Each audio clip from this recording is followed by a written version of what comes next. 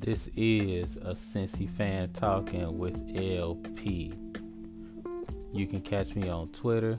That's a Cincy fan talking. You say it like it sounds, just leave off the G. If you have ideas for the show, you can reach me at Cincy_fan talk at yahoo.com. If you have any suggestions for the show, make sure you leave them there. Who knows, you might find yourself as part of the show.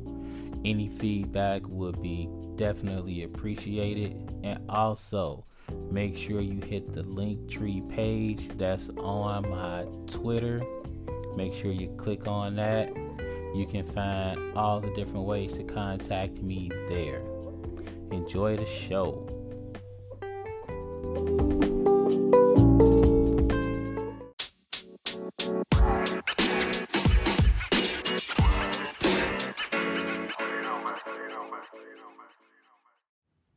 What's up, podcast land? What's up? What's going on? And welcome to another episode of A Cincy Fan Talking with LP. And of course, this is yours truly, LP. Hope y'all feeling good. Hope y'all devoured all the turkey. Learned in my classes that it's a lot of kids that don't like turkey, y'all. To each his own. I feel them. A lot of people saying they deal with the roast on Thanksgiving. They deal with the ham and whatnot. I'm like, I thought that was more of a Christmas thing, but, do you, because we ate a lot of turkey around these parts. Deep fried the turkey. I'll get into all that in a second. Hope everybody feeling good. Hope everybody, restful and safe and healthy and whatnot. And not in fake depressed mode like your boy over here after watching Ohio State get... what's the word? Molly-whopped. Just straight smacked all over the place at home by Michigan. We're going to jump into my feelings about that. We're going to talk about how the Bengals out here getting dubs. Talk a little Bearcats, talk about that good stuff. Also talk about an awesome anniversary, and I might even get a quick review of Black Panther in. Told y'all I was going to do it. I think I figured out a way to do it with no spoilers. So it's a lot to do, and y'all know I don't like to take up too much of y'all time, so let's go ahead and jump into it. The short and the long of Saturday. I'll give you the short part first.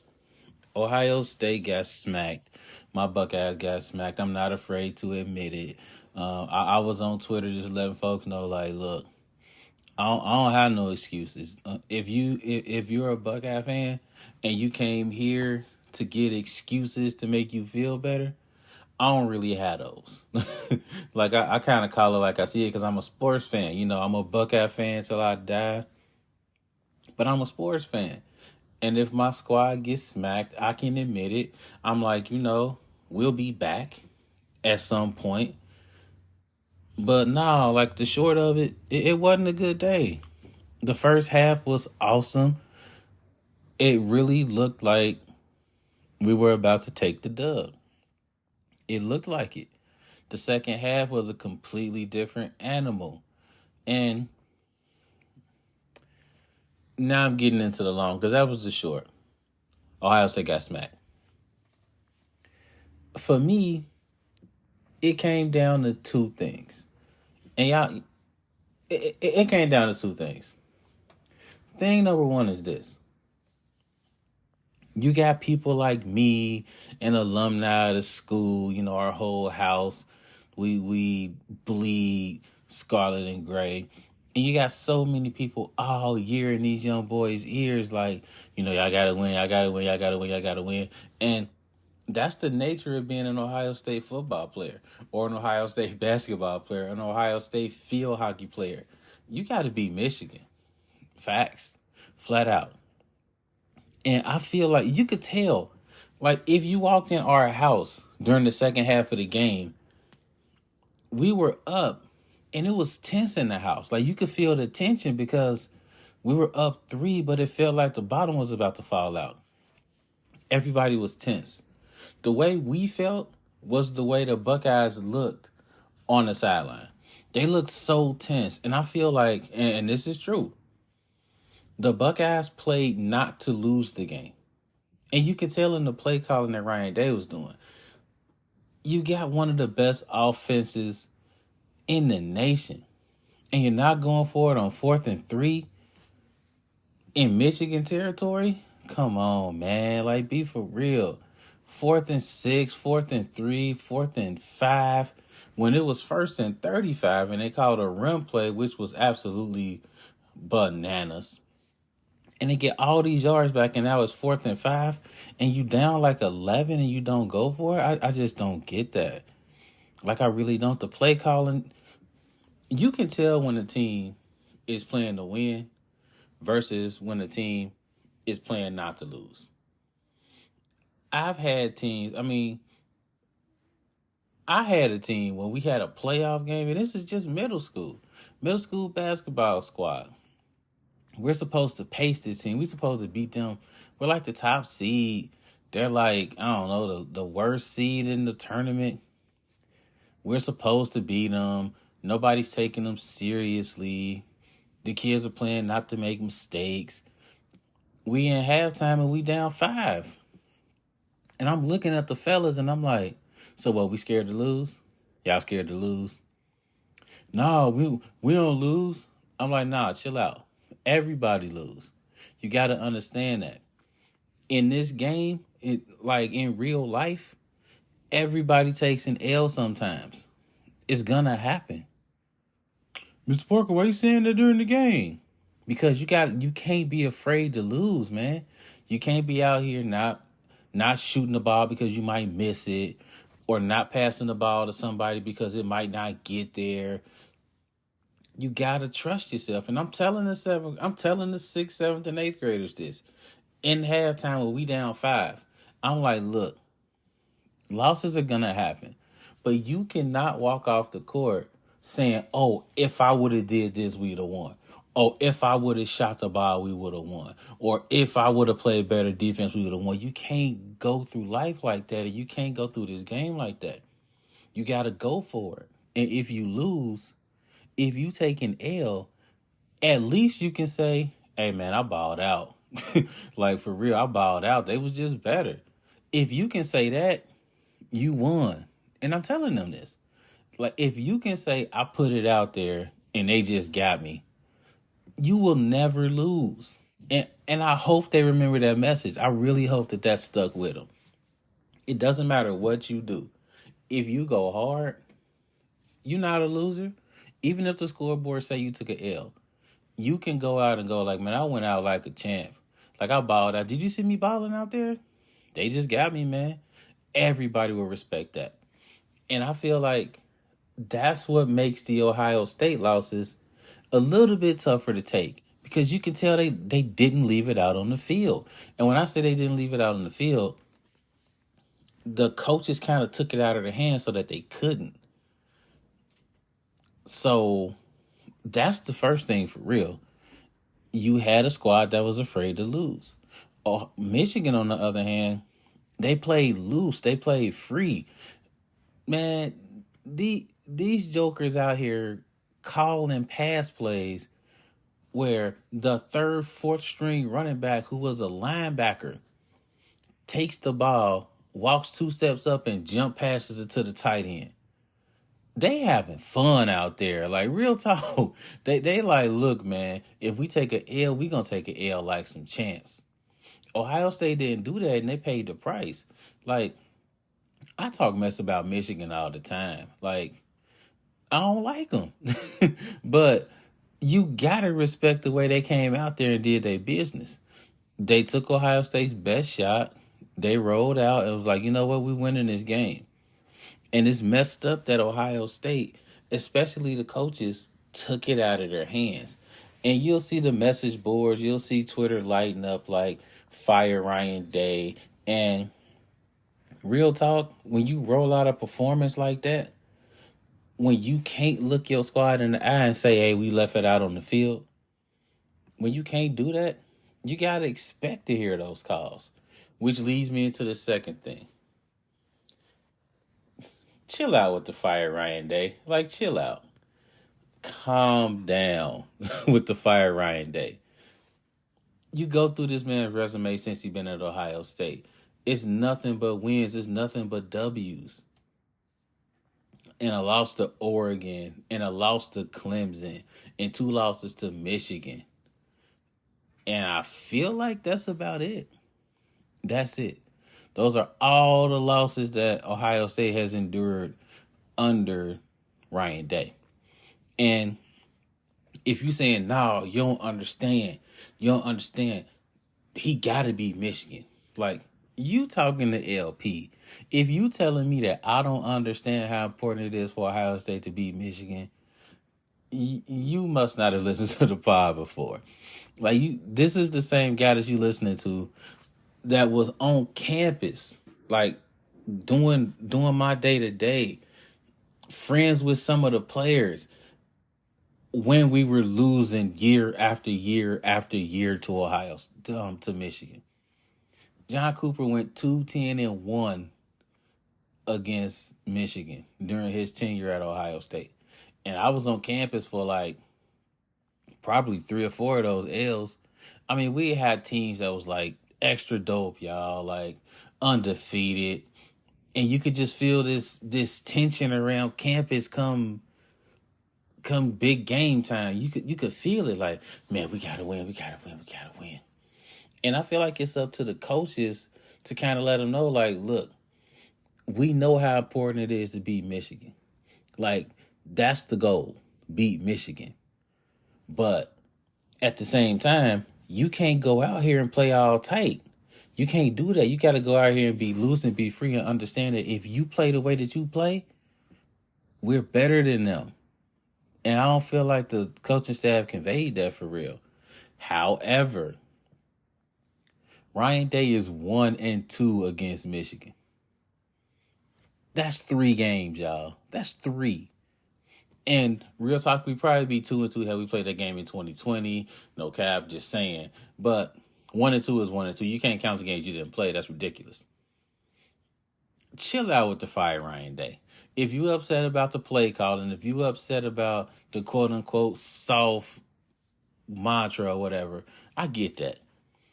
But you can't let a coach of Ryan Day's credentials go without proving himself. 3 games is not enough time to prove himself, y'all. It really isn't. Why are you defending him? Not defending him. That was piss poor coaching that we saw in the second half. And it was really disappointing because Ryan Day is the guy that makes the adjustments in the second half. So I guess this will lead into my 2.5 part before I drop this whole Ohio State thing.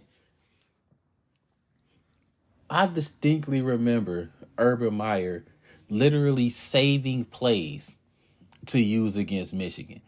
This guy had an entire Michigan package that he would not roll out until Michigan came to town. We don't see that with Ryan Day. That's so frustrating. Jim Harbaugh got popped by Urban Meyer so many times.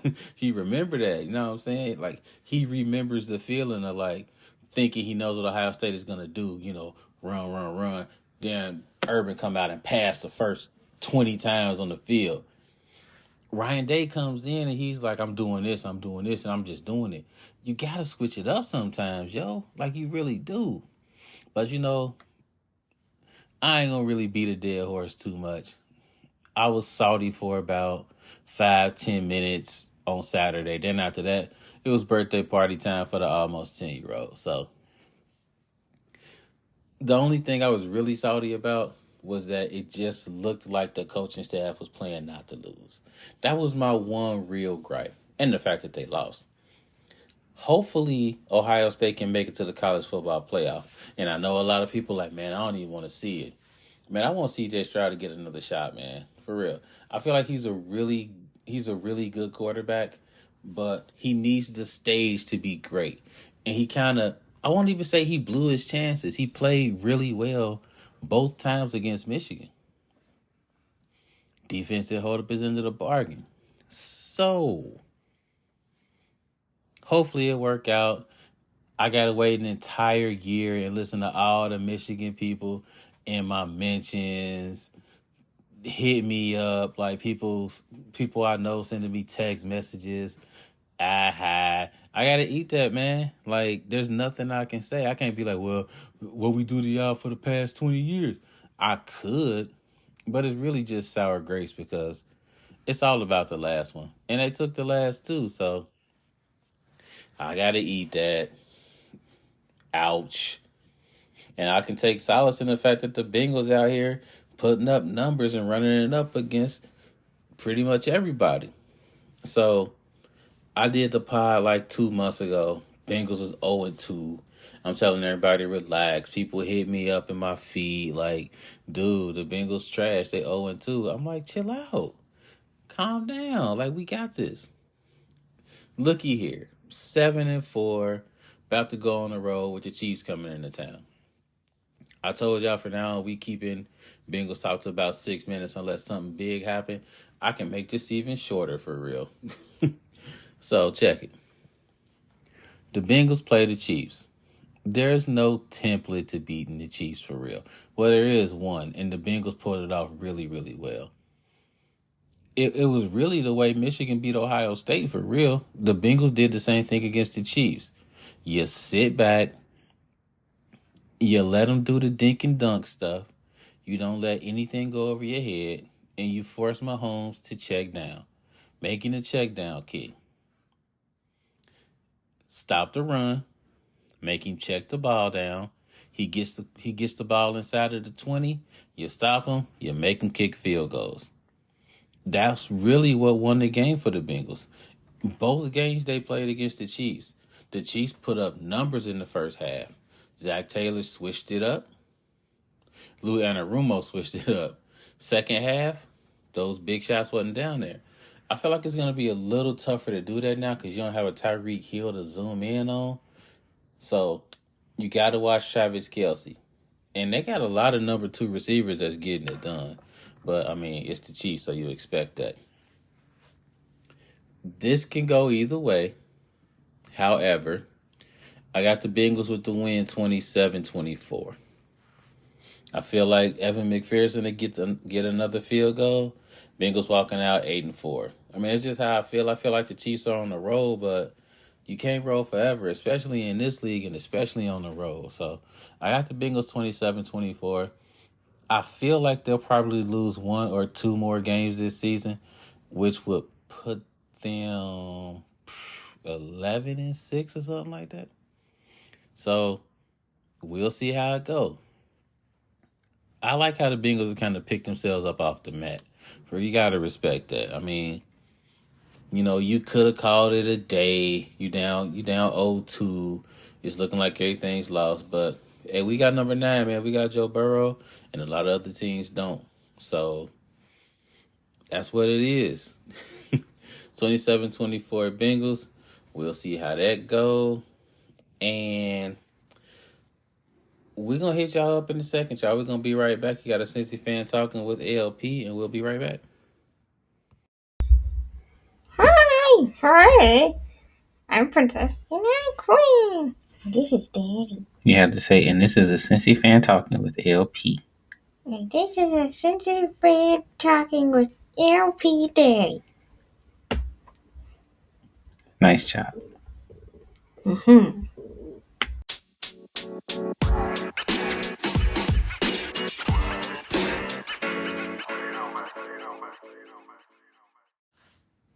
Welcome back to the pod. You got a Cincy fan talking with LP, and of course, this is LP.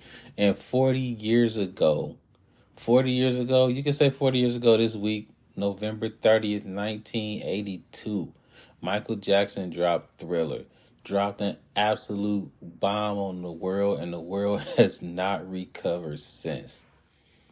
9 tracks, about 42 minutes of absolute fire. So Sirius XM, they got this Michael Jackson channel.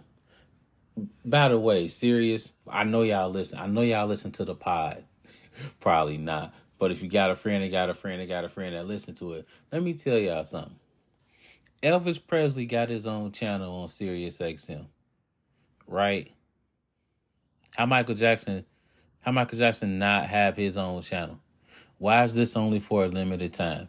Prince does not have his own channel on Sirius XM where they play Prince and Prince-influenced music. Michael Jackson does not have this channel either. But I scroll through and it's some crazy folks that got their own. And I'm not saying crazy in the sense that they shouldn't. I mean, I think Garth Brooks got one. I mean, he got that. Like, yeah. But the fact that Prince and Michael Jackson does not have their own channel where you can hear Michael Jackson and Prince music, that's crazy. Like be for real. I'm flipping through. I'm like, he got one. He got one. Aerosmith got one. Like, they deserve, they legends. Like 100%. I'm not saying bump them. I'm saying make room. How you making room for Michael Jackson? Like, say what? Michael Jackson is his own room. Like, Prince is his own room. It's, I don't know, that just kind of hit me because Sirius XM made one of their channels, the Michael Jackson channel, for a limited time. I think it ended like this week or something. Absolute travesty. But they had this special on the channel, and it was called A Deeper Look into Thriller. And man, I learned so much stuff. My wife is the absolute music fiend over here. Probably be writing for the Source of Vibe or something like that. I don't know. She didn't even know some of this stuff. Like, did you know that James Ingram wrote PYT? I'm like, dude, man, blower. Absolutely not. I did not know that. Did you know that Thriller wasn't even supposed to be a single? I heard that, like, make it make sense. Apparently, from the deeper look people, I think it's Stephen Ivory that did it. Does a tremendous job. You see him on like the Unsungs on TV One and stuff like that. Amazing music historian. He was saying that originally Thriller wasn't supposed to be a single that got released. CBS really didn't want to do it. However, they noticed that some of the music sales for the album were dropping. So Thriller was one of it might have been the last single that was dropped on that album. There were there were 9 songs on the album, 9 tracks. 7 of them were singles. And they were all monsters. Thriller was, I want to say it was the last one. And it was really done to just kind of boost the record sales up. And then when it dropped, it was absolutely amazing and sales went through the roof, which is what CBS wanted. But they didn't even want to do it at first. I'm like, dude, the stuff you learn. It's amazing how so many things happen off not really mistakes, but things that we hear and stuff that we kind of take as like for granted. Half of that stuff wasn't even supposed to happen. It took visionaries to kind of push it through and go like, nah, you don't see the vision. You don't understand what this is supposed to be. And I just feel like that album broke so many barriers. Not just for black folks, because it definitely did, but it broke barriers for the genre of R&B. It moved pop to another level. It it moved music videos to another level. Rarely did you rarely never have you seen the cinematography that you saw on Thriller until Thriller. Now you see music videos and they look like movies and they have part ones and part twos and part threes. All of that is based on Thriller. If if you're like influenced by rock and roll, Eddie Van Halen was the guitar on Beat It. Like crazy, man. Like he had something for everybody. He had the rock, he had the ballads, he had the R&B. I mean, it's a musical masterpiece. And his album before that was Off the Wall. And that was a musical masterpiece. And I feel like most people voted for Thriller, and pretty much everybody that left a comment said I would pick Thriller because Off the Wall has 2 tracks that are skippable. You know how crazy that is? On 2 awesome albums, there are 2 skippable songs total. And most people vibe with Off the Wall because, that was his solo project. It was one of his first ones. And that introduced the world to Michael Jackson as a solo artist. So a lot of people just have an affinity to that. They'll go like, Thriller was his best album. But I rock with Off the Wall because that's when Mike Jack kicked down the door and went like, look, this me. Like, like I'm off the wall. Like I'm that guy. It's just weird how Michael Jackson just didn't look arrogant. But when you listen to the songs, like it, I always tell people this. It If you want to be great at something, you got to be a little arrogant. Like think about it. It takes a little bit of arrogance for you to step out and go like, I want to be great at something. Real talk. Like I low key consider myself a great teacher. It's a little bit arrogant for you to go like, I want to be the best at what I do. And people can be like, they can kind of like downplay it and go like, no, I'm just trying to help people. I'm just out here because, I feel like this is my calling. And that's cool. Understood. I get that. But if you really want to be great at your craft, I'm not saying you got to be like an absolute jerk or something like that. But it takes a little bit of bravado to be like, look, I'm better at this than a lot of people give me credit for. I'm really, really good at what I do. I'm so good at what I do that I'll even do my work outside of my work. When I'm talking to you, I might be thinking about how to do my work better. It's not one of those signs of arrogance that makes you go like, ugh, I don't want to be around this cat. It's one of those signs of arrogance that pushes people to be better. And when I say arrogant, that's what I mean. Like, I want to be so good at what I do that you look at me and go like, you know what? I think I can be better at what I do too. I think that's Michael Jackson. That was the gift that Michael Jackson gave to everybody. He's like, look, I'm not about to sit up here and rub people's face in my talents or nothing like that. But when you hear what I do, like when you hear me sing, you gonna kind of be like, dang, like he is so good at what he does that it makes me want to be better at what I do. I feel like that's the gift Michael Jackson brought to the world. I was about to say something dumb. Y'all about to be like, if you haven't heard Thriller, ha ha ha ha ha. That's just crazy talk. Man, hop on Spotify, hop on Apple Music, hop on Tidal, wherever you get your music, and just download Thriller one time for the one time, man. Listen to it all the way through. Don't jump to your favorite song, and don't listen to it out of order either. Start from I think it's "The Girl Is Mine." I think that's the first. That might have been the first single he let out, but start from the first song and just let it play. Man, I think Michael Jackson and Stevie Wonder are like some of the few artists where you can just hit their playlist and just let it play for a whole vacation drive. You can realize just do that. Just hit like a Stevie Wonder song and then just let Stevie Wonder songs or Michael Jackson songs just keep playing. Like it's amazing how some artists are just like that good at their craft.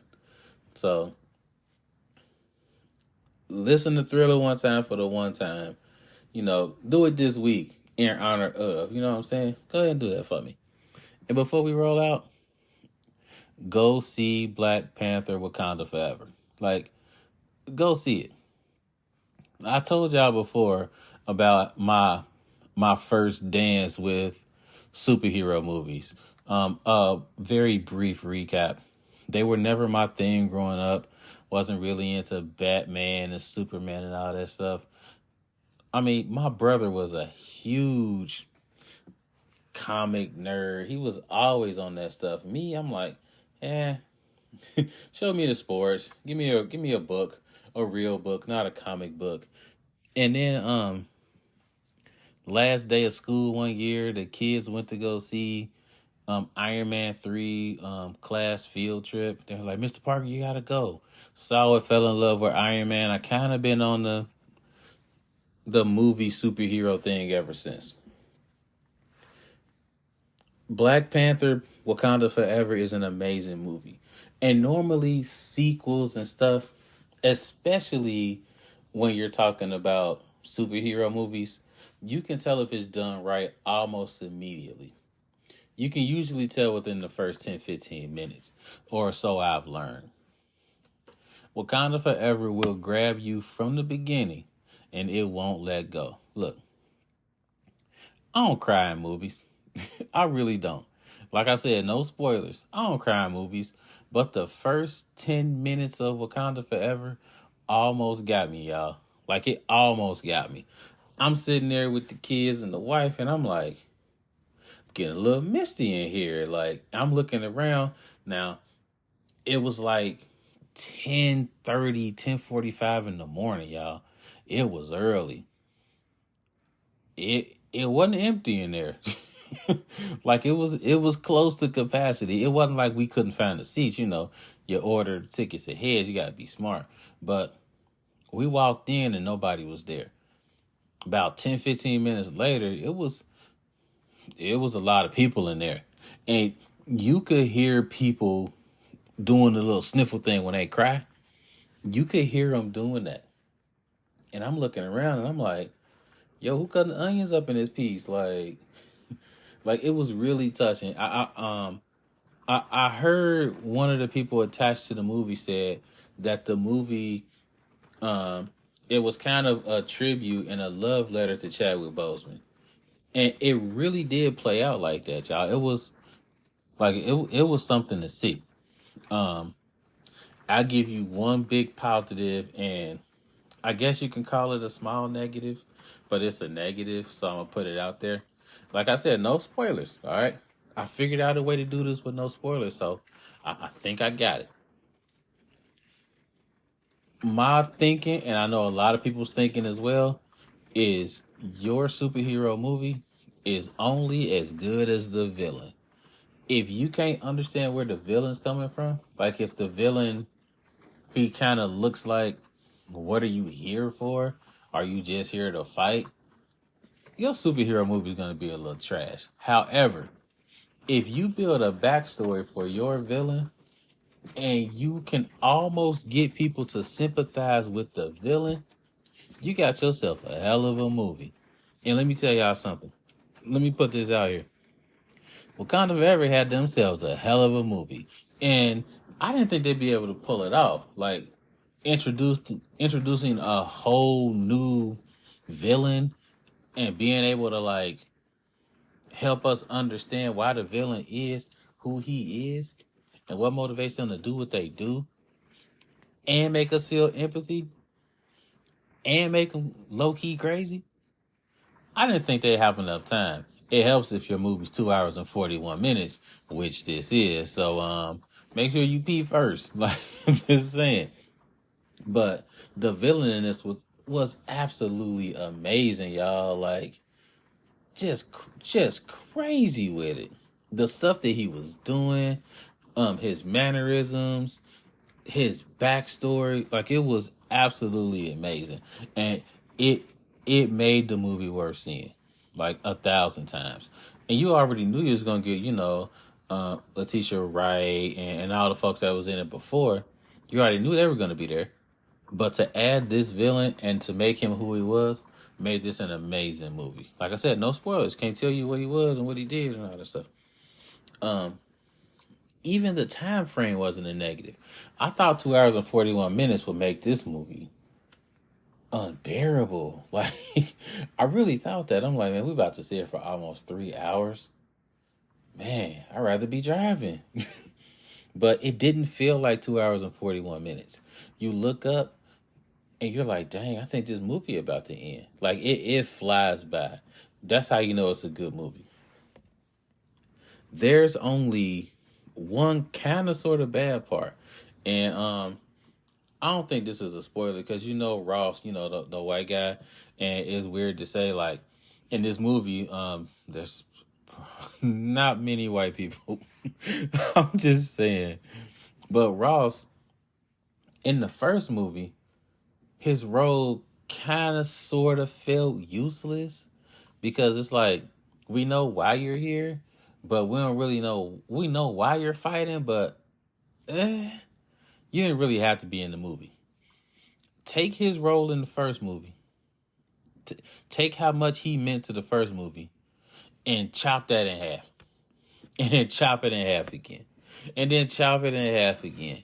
Like, it felt like he was in the movie for the same reason that black people used to be in all of these type of movies before. To have one person of a different color in the movie. That's what it felt like. It's weird saying that because I can't ever remember saying or thinking that in reverse.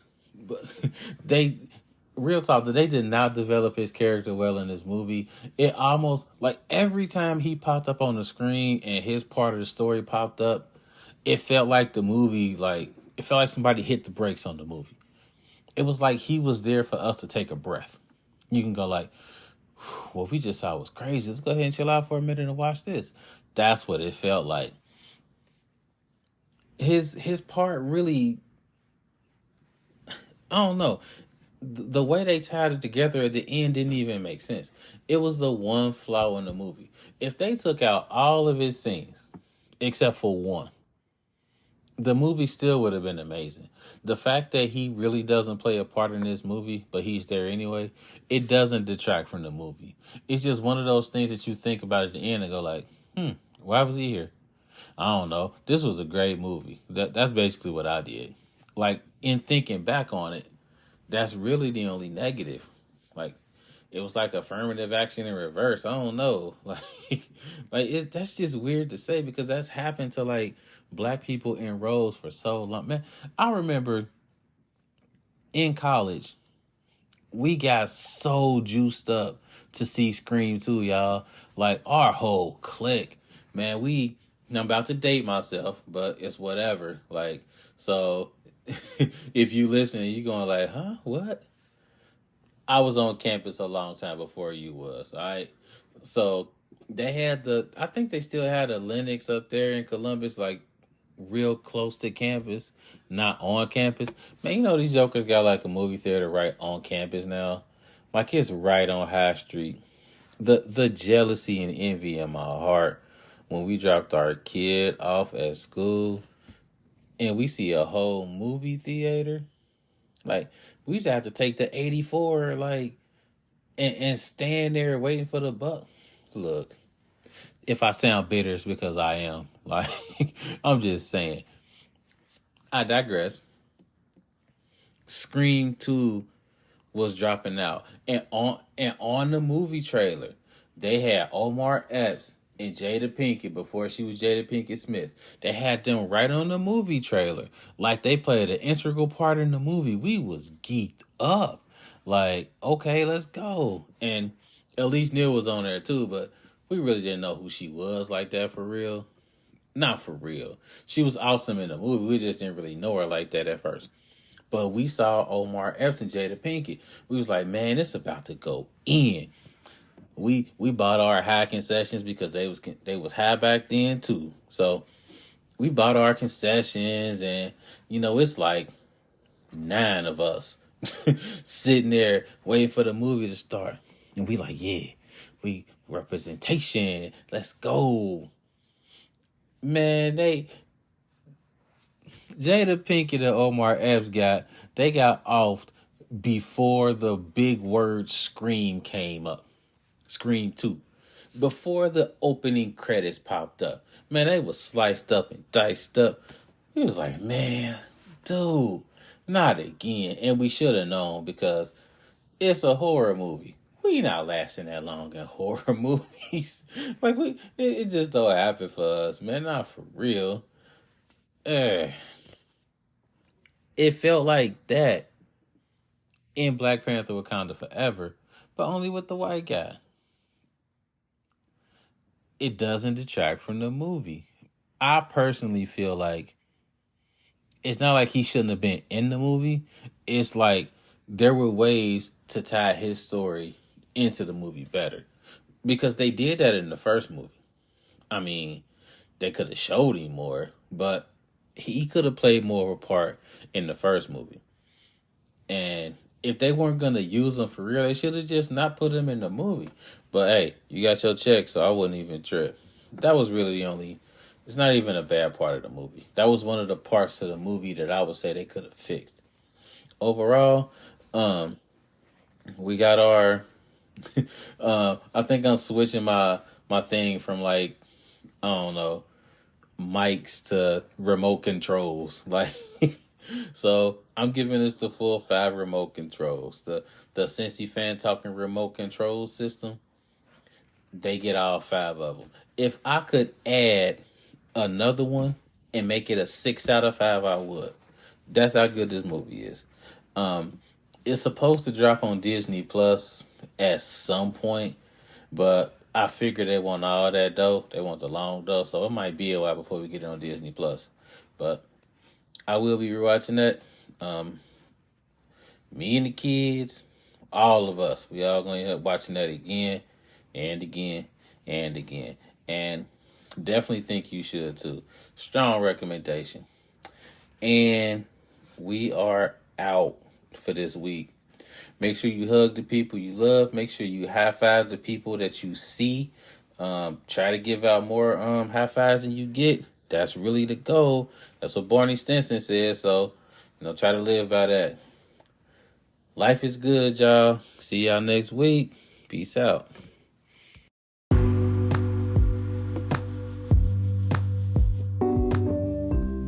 If you're not ready for the conversation to end, I'm not either. Make sure to catch me on Twitter. That's the Cincy Fan Talking. Leave off the G at the end of it, and we can keep the conversation going. Also, don't be afraid to hit that subscribe button so you can catch the next episodes. The episodes will drop every Tuesday. If there's a change in that, I'll make sure to let you know. Appreciate the support. As always, life is good.